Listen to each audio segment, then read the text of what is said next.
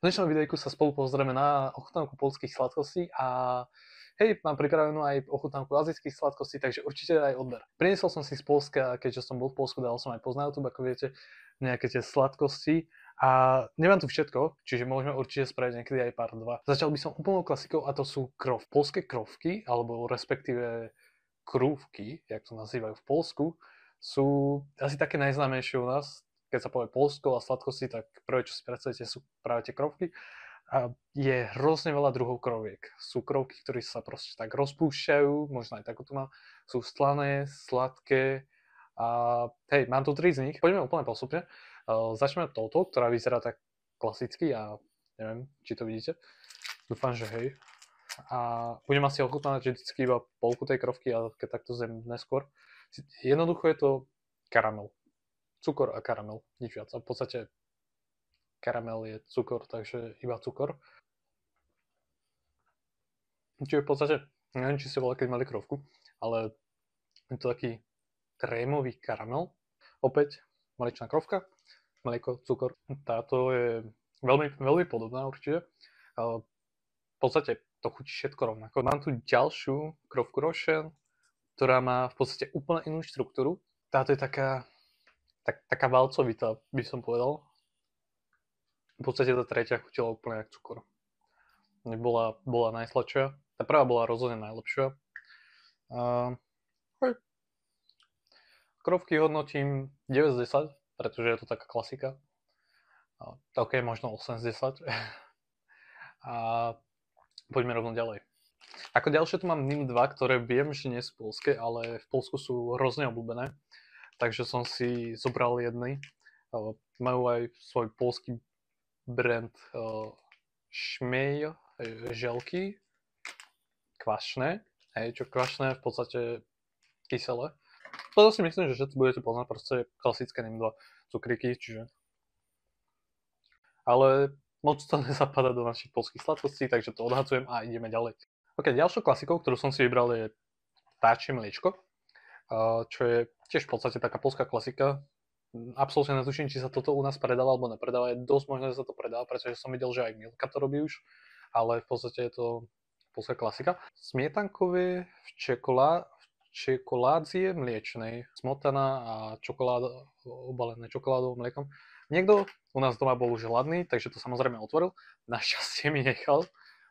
Tak vyzerá to ako taký čokoládový bonbon klasický, avšak je hrozne mäkký. Hej. Mne osobne to nechutí. Je to teda od značky Wedel, čo je veľmi populárna poľská značka pre čokoládu. Asi tak nejako, ako u nás je Figaro alebo v Česku Orion. A ja by som to ohodnotil tak na 5 z 10. Jednoducho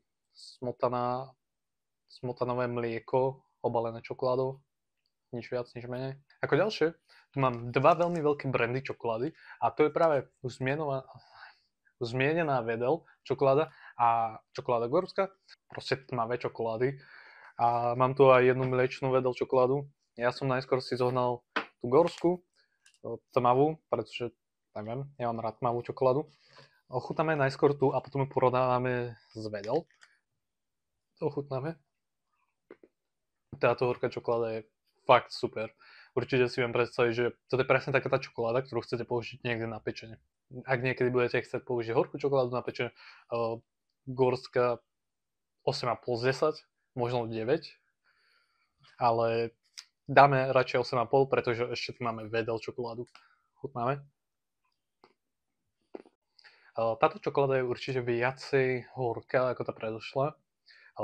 Stále si myslím, že tá Gorská bola super. Avšak Wedel, horkú čokoládu by som radšej použil na pečenie ako na jedenie. Tú Gorsku by som si kľudne dal na jedenie. Táto je trochu dosť horká, takže ak máte fakt rady veľmi horké čokolády, tak táto Wedel je super.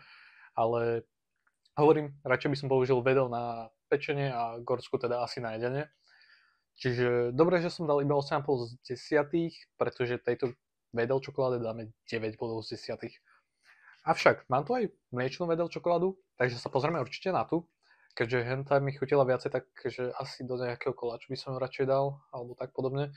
Tak snáď tá mliečna bude super aj na klasické jedzenie. OK, opäť klasický, tá istá štruktúra, avšak je bielšia logicky, keďže to je mliečna čokoláda, to je tmavá čokoláda, je aj mäkšia, čo je opäť logické. A poďme na to. OK, predstavte si teraz tú hnusnú čokoládu poľskú, ktorú dostanete niekde na Veľkú noc alebo na Mikuláša od babky alebo podobne. Staršie generácie to určite poznáme, mladšie neviem. Tak toto je presný opak tej čokolády. Táto čokoláda je fakt skvelá.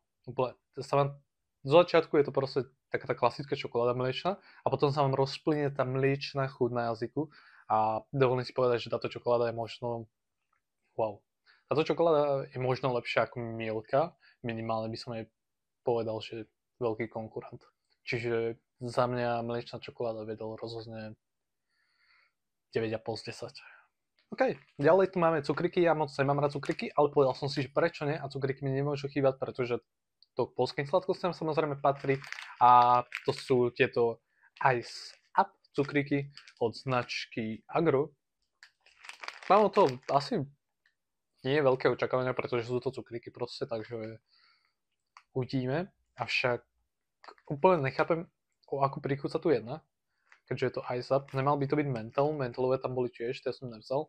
Radšej som vzal ešte nejaké sladké, na ktoré sa pozrieme za chvíľočku. Je to taká mierne priehľadná modrá farba, ktorú môžeme vidieť na tom cukriku. Vyzerá trochu mentolovo, tak uvidíme, či to predsa len bude mentol. Čiže má to trošku takú jablkovú príchuť a ešte znie, čím neviem úplne odhadnúť s čím.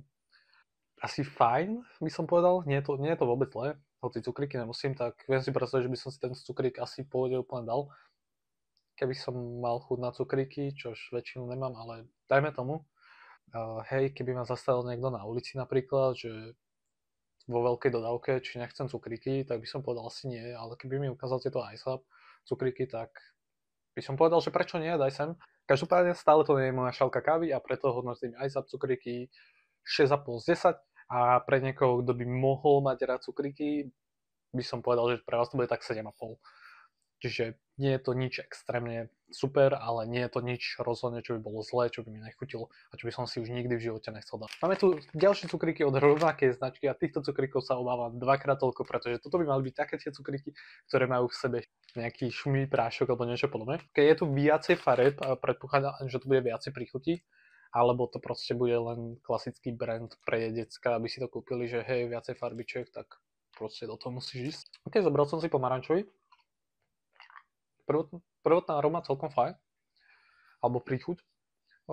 Tak hodne vás pálí ten pomaranč, že tam asi to povedal by som, kľudne si dovolím povedať, že sú tam chemikálie, ktoré proste tam pridávajú tú aromu a sú dosť silné.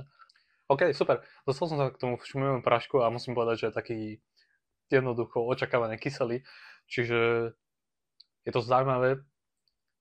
Dopuje vás tá príliš sladká príchuť z toho cukríku a potom do tohoto kyselé. OK, prečo nie? Nechutí mi to popravde. Za mňa 3 z 10 týmto cukríkom. Každopádne asi pôjdem zohľadať nejakú dodávku a podúchať to s nejakým detom, pretože fakt neviem, čo tu s tým budem robiť.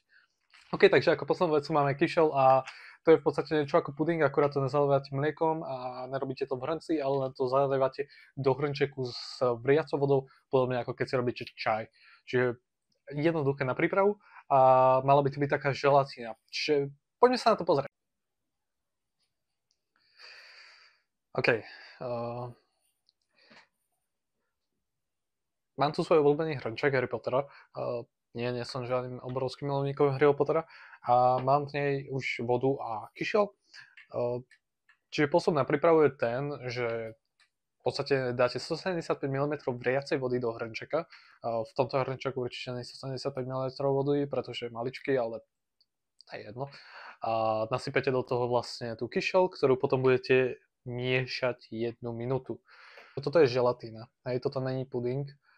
Toto zatiaľ to ešte želatína není úplne, ale bude to želatína. Nič z týchto vecí, ktoré tu máme dneska, okrem kroviek, nie sú niečo, čo by mi na Slovensku chýbalo a čo by bolo, že kamo, Škoda, že to tu nemáme, ja musím chodiť teraz do Polska kvôli tomu, aby som si to kupoval. Aj kroky sú také, že to si dáš iba tak, že proste, hej, tradičné, pretože je to taká naša tradícia slovenská, by som povedal, že keď je volať do Polska, tak donesie kroky. Aspoň u nás. Hej, určite je všetko super, teda až na tie cukriky, ktoré, tie šumivé cukriky, tie boli fakt hnusné, to proste, to si nekupujte, ale inak odporúčam asi všetko vyskúšať. Čiže pokiaľ sa vám dnesná ochutnávka ľúbila a pokiaľ chcete viacej ochutnávok, pretože určite viacej ochutnávok bude, bola by ochutnávka aj z McDonaldu, ale bohužiaľ natáčal som polský McDonald a bohužiaľ mi nezaznamenal zvuk mikrofón, čiže to video je úplne bez zvuku, skúsim to spraviť aspoň nejaký short, takže sleduj, či tam niečo vyjde a hej, nezabudni dať like, odber, komentár a vidíme sa do ďalšieho videa. Čau!